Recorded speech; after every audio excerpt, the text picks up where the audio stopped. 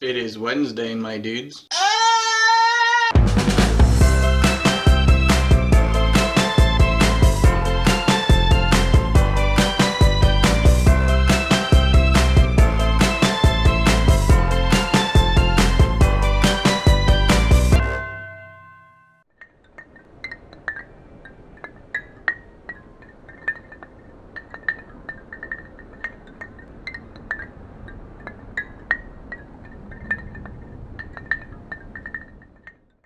Hey Internet, and welcome to U-Review. For those who don't know, U-Review is a segment where basically we look at other YouTube channels in their own mirror. We try to emulate their style and give some hopefully constructive criticism, though thus far it seems to come off more as me gushing about channels I like than anything else. We'll see how it goes this time. This week we're actually taking a bit more of a serious note.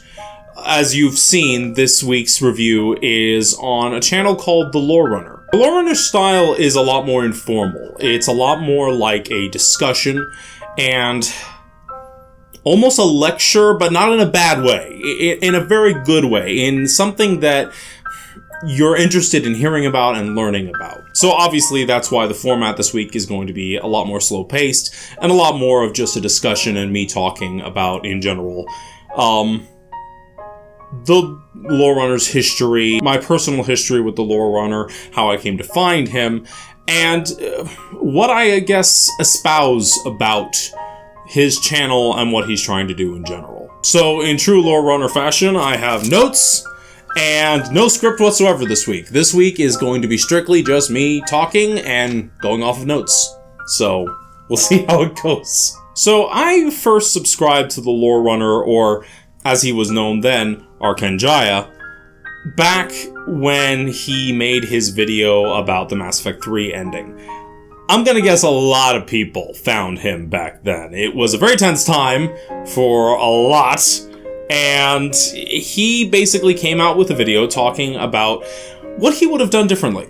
Rather than sitting there complaining like most other people were and saying, why didn't they do it right? Why is it so sucky? Why did the ending suck? Oh my god, indoctrination theory. No.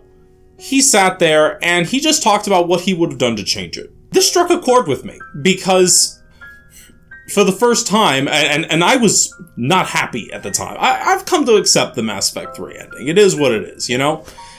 But at the time, I was not happy. I was very upset, like a lot of people, and I was looking for answers. I was looking for some kind of justification for what had happened. There was a lot of argument. There was a lot of debate about, you know, a change in writers and a change in staff, and, you know, apparently there were only 2 people who signed off on the endings, and blah, blah, blah, blah, blah, blah, blah. And then I come across this guy. And he's sitting at his job, he's recording this video at, like, some early, godforsaken hour in the morning, and he's just sitting there talking about what he would have done differently. He talks about the original concept that Drew Karpyshyn wrote, I think that's how you pronounce his name, and then he just talks about how he would have changed it. And it's actually excellent. It comes down to this whole idea of unifying the galaxy just like we had always been doing, and using that as a catalyst to spur on this final desperate fight against the Reapers that would not have been easy and would have been very desperate, but would have been just this huge chest-thumping moment that would have brought a tear to your eye after everything you've gone through and everybody you've sacrificed to get here. And finally, the galaxy takes a stand and wins. If you had, of course, raised your war rating high enough and blah, blah, blah, blah, blah. Again, this struck a chord with me. And I started following the Lorerunner more and more after that.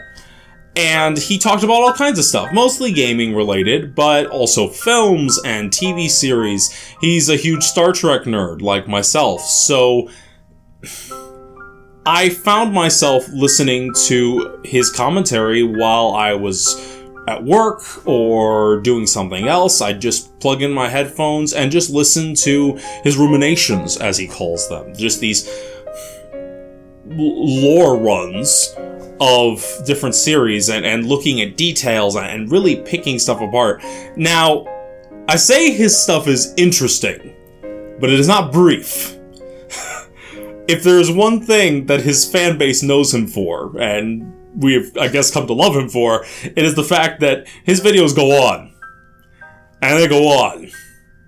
And they go on. In fact, they go on for so long sometimes that I was actually thinking of doing a joke in this video where I do my whole talk here and do all that, and then I just have a gif of him opening and closing his mouth for like 3 hours at the end of the video, and make this like a 3 hour and 10-minute video. I'm not gonna do that. I'm gonna spare everybody that. It would have been a joke, obviously, because the truth of the matter is that I love how in-depth and how analytical he gets. He really picks apart the genre of fiction. In general. He takes it and he breaks it down into its very base elements, and he helps you think about what makes a good story, about what makes good characters, about what drives themes and concepts, and is also, of course, perfectly willing to point out stuff when it sucks and when bad decisions are made. I, for instance, followed his entire run of Star Trek Voyager, reviewing every single episode, I think for 3 years? Has he been doing this for 3 years? I think it was for 3 years he did that. And my God, my entire view of Voyager changed. From a show that I tolerated to a show that I can barely watch anymore, to be honest. And Arch, if you're watching this, that may not have been your intention, but you opened my eyes to what could have been in Voyager, rather than what is. That doesn't mean Voyager sucks. There's some good stuff in Voyager, but there's some really bad stuff in Voyager, too. Due to the nature of his work, naturally his editing style is very simple. It's just him sitting there talking to a camera, usually with some background. He didn't used to have the background, but he's upped his production quality in more recent years to match the number of people who are following him. He has about 17,000 subscribers now, a little over. And he doesn't have enough. He needs a lot more, which is one of the reasons I'm doing this whole U-Review thing, to bring attention to YouTubers that I personally believe deserve more views and more subscribers, and just in general, attention to people who I think you can learn from. There have been a lot of instances where, personally, he has made me see something that I hadn't before. I played through Half-Life 2, I don't know how many times, before I found Arch, or the Lorerunner. But I never realized some of the subtleties and some of the minute details that Valve had put in there until I watched his rumination of it. One of the big things for me that just floored me, that I just never thought of. You know, it's a game, right? You don't expect there to be this in-depth geographical storytelling, I guess. But one of the big things was that he was pointing out how in Half-Life 2, they mention, or it's mentioned somewhere, that the Combine is stealing water from Earth and transporting it back to their dimension. And then when you're driving along the coast, you realize that the docks are like way up here. And the water line is like way down there. I'd never put two and two together there. I was just playing a game. I was just there to drive and shoot stuff. And he opened my eyes to the idea that there was more.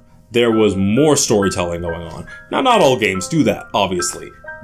But Valve is actually an incredible game developer, and Half-Life 2 was and still is an incredible game, even by today's standards. That's the kind of stuff that Arch personally was able to show me.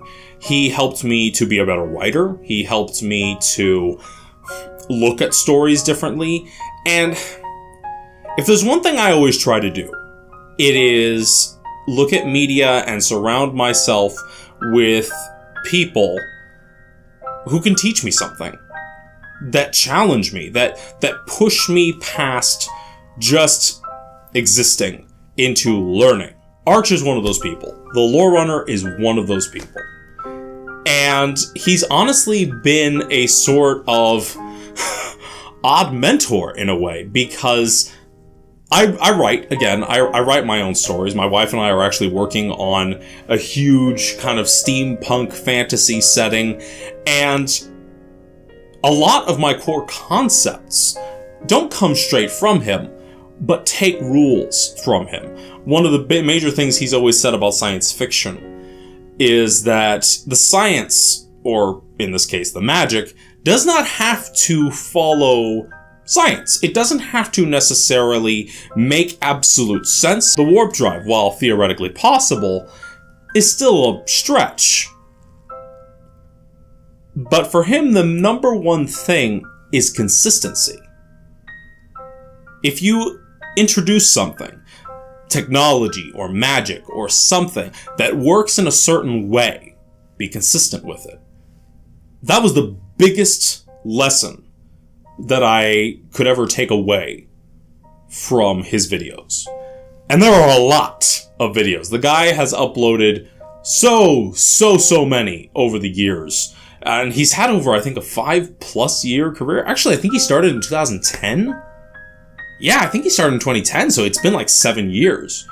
And I've been following for like 5 of those. But, no, be consistent.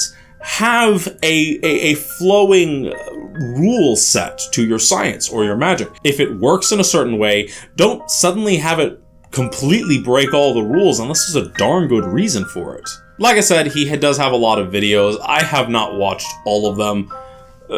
Arch, if you're watching this, I did not have the time, literally, to finish your World of Warcraft run through, lore run, everything. I just did not have the time. I don't even know how many parts there are to that series, but I couldn't do it, man. I'm sorry. As much as I would love to get into Warcraft, and that's a whole nother story for another time. But seriously, if you are looking to better your writing, if you are looking to look at things in a deeper way, delve into stories and fiction in a way that is far more analytical, far more logical, far more rational, and dare I say it, far more Vulcan, take a look at the Lorerunner. Do yourself a favor, because the guy has some seriously good stuff, and you will learn a lot. It will change how you view games, how you view films, how you view TV series, comic books, books in general. Do it. Seriously, do it. Until next time, people, I hope you've enjoyed this. Again, this is definitely a different style than we've been doing. I am not certain who we're doing next week, but I have a few ideas. If anyone has any other YouTube channels that you'd like to be reviewed, please leave it in the comments down below, and we will see what we can do. I'm excited for this series thus far. We've gotten a lot of good hits on it. We've gotten some great fan feedback, and we're putting more and more quality into every single video, and I'm excited. I really am. This has been, thus far, a dream come true. If you like this video, drop a like. If you're new here, hit that subscribe button wherever it is. It changes locations, apparently, once in a while, so do that, and you'll be able to stay in tune for future reviews and other content that we're coming out with. Until next time, my beautiful crossers, go watch The Lorerunner.